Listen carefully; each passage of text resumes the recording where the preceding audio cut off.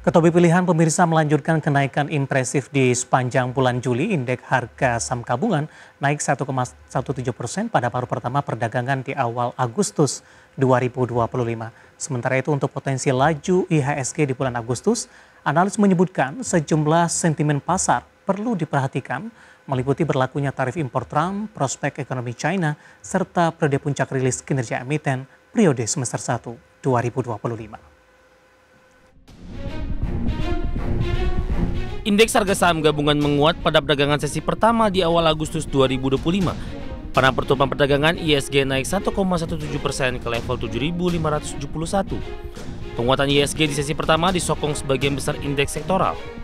Sektor dengan penguatan terbesar yakni sektor barang baku yang melonjak 2,91%, disusul sektor infrastruktur, sektor properti dan real estate, sektor barang konsumen non-primer dan sektor teknologi yang menguat 0,88%. Adapun perjalanan pasar saham di sepanjang Juli 2025 cukup impresif. Indeks harga saham gabungan mencatatkan kenaikan tertinggi pada bulan Juli dibandingkan bulan-bulan lainnya di sepanjang tahun ini. Hal tersebut didorong oleh kembalinya investor asing ke beberapa saham yang akhirnya mendorong performa IHSG. Di sepanjang Juli 2025, IHSG telah mencatatkan kenaikan hingga 8,04%, kenaikan tertinggi dibandingkan bulan-bulan sebelumnya di 2025. Sementara itu terkait prospek IHSG di Agustus 2025, Head of Research Kiwum Sekuritas Liza Kamelia Suryanata menilai masih ada peluang rebound teknikal dalam 2 pekan terakhir Agustus. Meskipun tekanan eksternal masih ada seperti risiko perlambatan global akibat dampak tarif dan tensi geopolitik regional, IHSG relatif defensif dibandingkan bursa regional lain. Selain itu, Agustus juga menjadi puncak rilis kinerja emiten periode semester 1 2025. Liza menilai ada potensi kejutan positif dari sektor perbankan, telekomunikasi, dan tambang logam mulia. IHSG diproyeksikan akan bergerak dalam kisaran 7.240 hingga 7.500 di Agustus 2025. Di saat yang sama, investment analis Infovesta Capital Advisory, Eki Topat, menyatakan investor juga perlu memantau aliran dana asing di pasar saham. Jika ketegangan global mereda dan investor asing kembali masuk ke pasar saham Indonesia, maka hal ini bisa menjadi sentimen positif yang mendorong penguatan di IHSG. Dari berbagai sumber, Adex.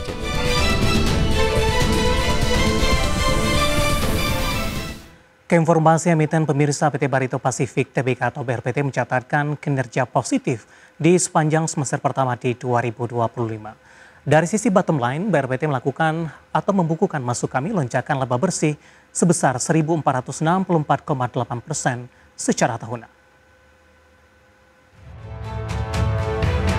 Berdasarkan laporan keuangan perseroan, PT Barito Pasifik Tbk atau BRPT berhasil membukukan laba bersih sebesar 539,82 juta dolar Amerika.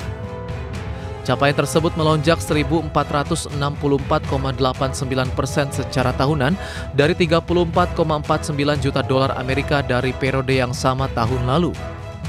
Di tengah lonjakan laba bersih, perseroan mencatatkan pendapatan 3,22 miliar dolar Amerika hingga akhir Juni 2025 meningkat 178,51% secara tahunan dari 1,15 miliar dolar Amerika di semester 1 2024.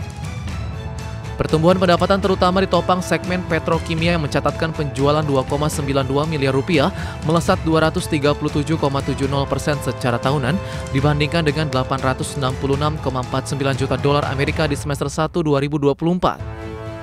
Segmen energi dan sumber daya juga mencatatkan kenaikan pendapatan jadi 300,07 juta dolar Amerika, naik dari 290,07 juta dolar Amerika.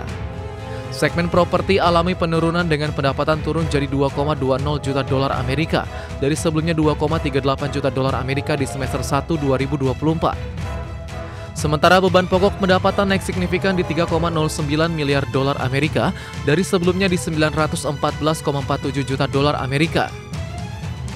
Kenaikan ini membuat laba bruto menyusut 45,30% secara tahunan menjadi 133,84 juta dolar Amerika dari sebelumnya 244,73 juta dolar Amerika. Di sisi neraca, perseroan mencatatkan kenaikan total aset di 15,19 miliar rupiah, naik dari 10,53 miliar dolar Amerika per Desember 2024. Liabilitas meningkat jadi 8,98 miliar rupiah, ekuitas naik jadi 6,20 miliar dolar Amerika dari posisi Desember 2024 di 4,18 miliar dolar Amerika. Berbagai sumber IDX Channel. Dengan capaian kinerja yang sangat signifikan di semester pertama 2025, saham BRPT sangat diapresiasi oleh investor meskipun beberapa menit jelang penutupan penguatan terbatas. Namun penguatan terbatas terjadi ketika saham BRPT menembus ke level intraday tertingginya di sepanjang masa. Langsung saja kita ke grafis yang pertama, pemirsa, kita akan coba lihat pergerakan saham BRPT di sepanjang perdagangan hari ini.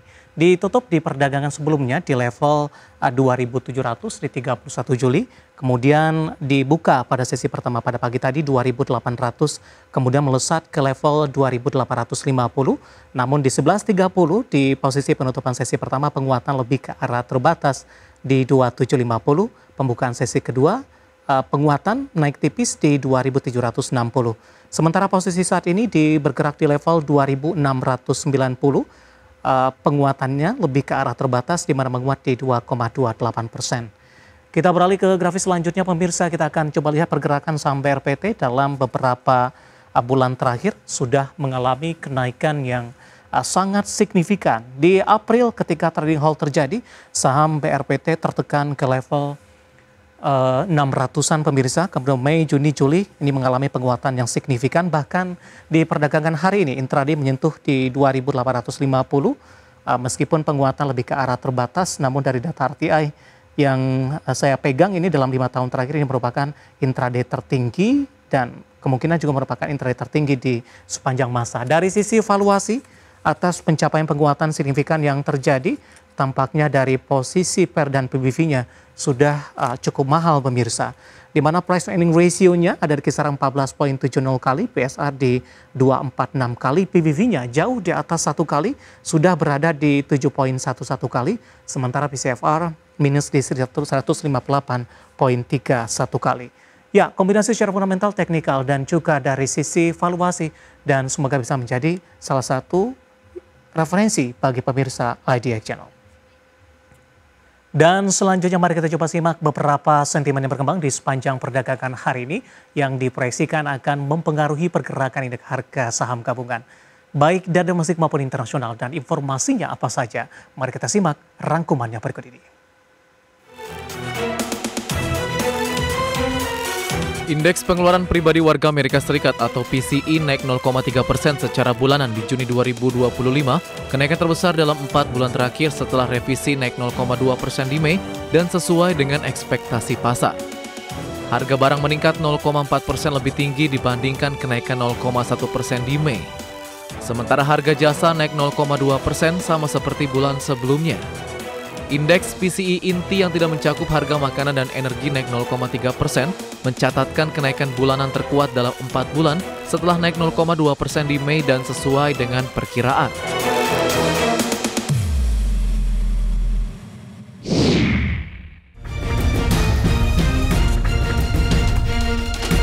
Presiden Amerika Serikat Donald Trump menyatakan akan memberlakukan tarif sebesar 35% terhadap sejumlah produk impor dari Kanada, menyusul kegagalan perundingan dagang antara kedua negara. Kebijakan ini merupakan kenaikan dari tarif sebelumnya sebesar 25% yang telah diberlakukan sejak awal Maret berdasarkan undang-undang darurat. Namun pemerintahan Amerika tetap mempertahankan pengecualian untuk barang-barang yang diperdagangkan. Pengecualian ini didorong industri otomotif Amerika Serikat dan perusahaan lain yang memiliki rantai pasok terintegrasi di Amerika Utara.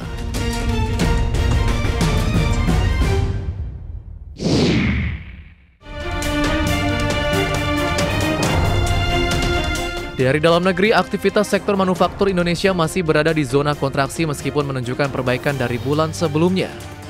Laporan S&P Global Purchasing Managers Index merilis manufaktur Indonesia tercatat di 49,2 di Juli, naik dari posisi 46,9 di Juni dan mencatat fase kontraksi selama 4 bulan beruntun.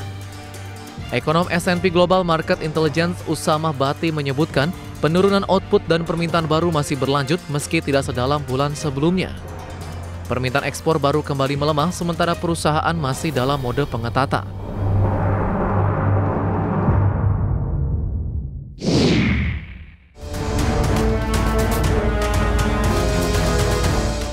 Sementara itu, Badan Pusat Statistik mengumumkan inflasi Juli 2025 sebesar 0,30% secara bulanan dan 2,37% secara tahunan. Inflasi tahunan tersebut meningkat dari bulan sebelumnya di 1,87%. Inflasi didorong kelompok makanan, minuman, dan tembakau dengan inflasi 0,74% dan andil 0,22%. Tarif air minum PAM, nasi dengan lauk, dan bahan bakar rumah tangga dengan inflasi 1,65% secara tahunan dan andil 1,08% secara tahunan terhadap total inflasi. Sedangkan kelompok informasi, komunikasi, dan jasa keuangan mengalami deflasi 0,31% dengan andil deflasi 0,02% secara tahunan. Berbagai sumber IDX Channel.